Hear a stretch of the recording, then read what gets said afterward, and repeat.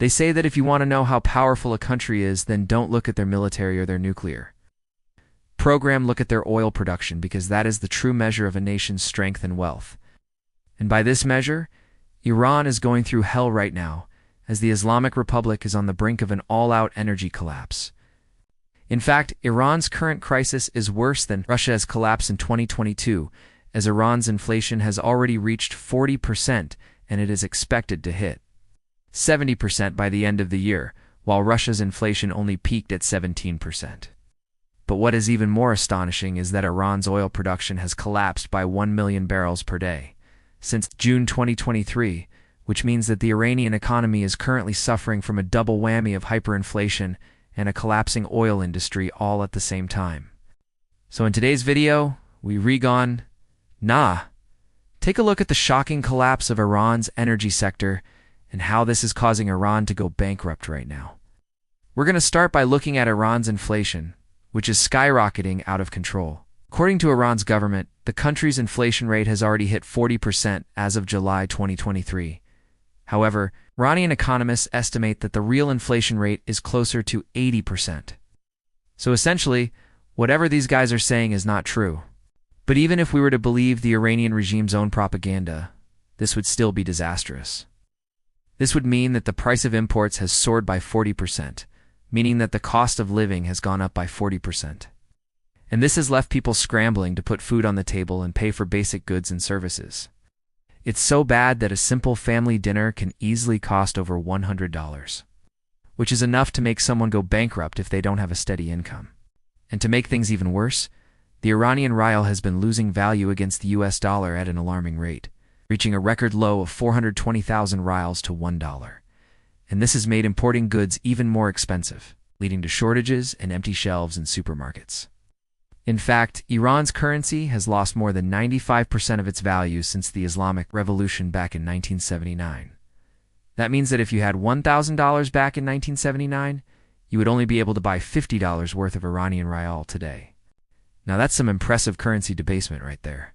Ow. It's no secret that the Iranian economy has been struggling ever since the US pulled out of the Iran nuclear deal and reimposed sanctions back in 2018. This has severely restricted Iran's ability to trade with the rest of the world, especially with their biggest trading partners, China and India, who have both significantly reduced their imports from Iran due to the increased risk of doing business there. But here's the thing.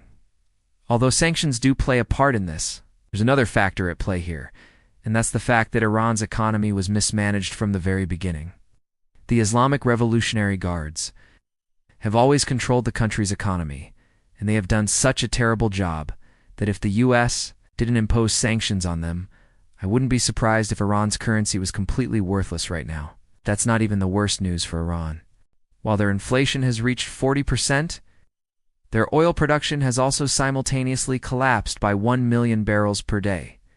Since June 2023, Iran's oil production hit a low of 2.5 million barrels per day, which is the lowest level since 1985. Now, you might be thinking, wait a minute, I thought Iran was supposed to be one of the largest oil producers in the world. They have the second largest oil reserves after Venezuela.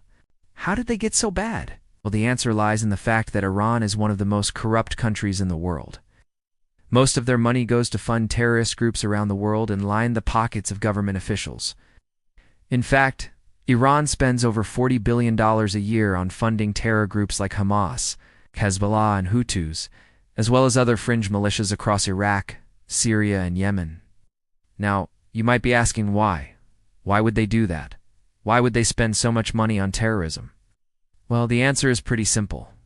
Khomeini, the founder of the Islamic Revolution, once said that the purpose of the Islamic Revolution was to export the revolution to the rest of the world. So basically, it's in their DNA to spread their religion by any means necessary, even if it means blowing themselves up. But this has come back to bite them because it turns out that being a terrorist organization comes with a price. Because of their sponsorship of terror groups, Iran has been slapped with so many sanctions from the US and the EU that it's practically impossible for them to sell their oil. And that's why Iran has turned to countries like China, India, and Russia to save their economy. They've asked China and India to help them circumvent US sanctions so they can continue selling their oil to the world.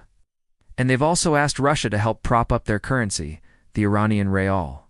Because as we mentioned earlier, if Iran can't sell their oil, their economy will collapse. But China, India, and Russia don't really have the spare capacity to help Iran out right now. India and China have their own domestic issues to worry about. And Russia is already under sanctions itself, so Iran is basically out of luck. And this has led to the collapse of their energy industry. Because Iran can't sell their oil, they're forced to limit production.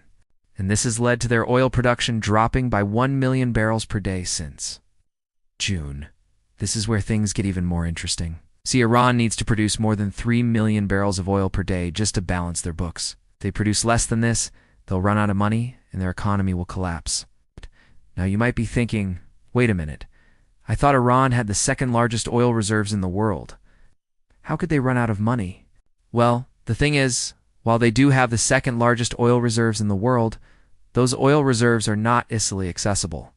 You see, most of Iran's oil reserves are located in the south of the country near the Persian Gulf. But the problem is that those areas are mostly under the control of the Iranian Revolutionary Guards, who are constantly fighting proxy wars with the US and Israel. This makes it very dangerous for oil companies to operate there, which is why very few companies are willing to invest in Iran's oil industry. In fact, most of Iran's oil production comes from the giant South Pars gas field, which straddles the border between Iran and Qatar in the Persian Gulf. This gas field alone produces over 2 billion cubic feet of natural gas per day, which is equivalent to over 28 million barrels of oil.